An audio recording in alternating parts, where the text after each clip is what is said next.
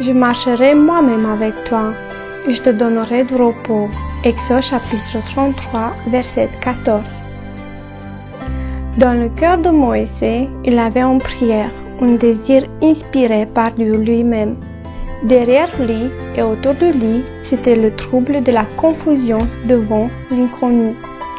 Le peuple de Dieu était sous la terrible menace des conséquences de son infidélité. Et c'est au milieu de telles circonstances que du cœur de celui qui était resté fidèle sortit un soupir entendu de lui seul. Fais-moi connaître tes voies, fais-moi voir ta gloire. Et l'Éternel lui répondit, je marcherai moi-même avec toi, je te donnerai du repos. Dieu entend de telles prières et il propose de les exaucer.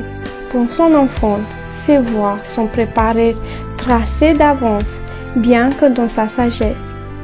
Il les révélait une à une, car il veut que le principe de la foi gère la vie de ses enfants obéissants.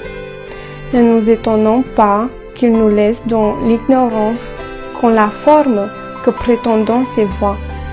Il nous suffit de savoir qu'il a promis que sa présence même ira devant nous, frayant le chemin. Remettre ses voies au Seigneur, c'est la glorifier. Si nous obéissons et le suivons pas à pas, nous le réjouissons car l'épreuve de notre foi, plus précieuse que l'or périssable, lui est chère.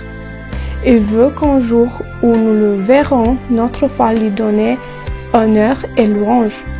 Si nous demandons la foi, il accompagne de dons de la paix, à laquelle s'ajoute l'espérance qui ne trompe pas, brillant dans nos cœurs comme une lumière grandissante, une force inspirante.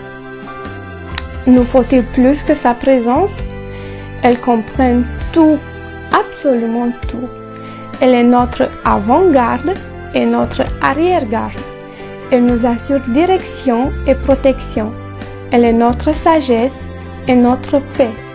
Sa présence glorieuse nous est assurée par son esprit au milieu de l'agitation, de la tempête. Elle nous donne le repos.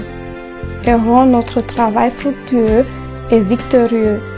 Elle nous fait grandir dans la connaissance de Dieu et croître jusqu'à la stature parfaite de Christ. Et par le revêtement de cette présence divine, nos vies attireront les âmes à lui et vainqueur les difficultés.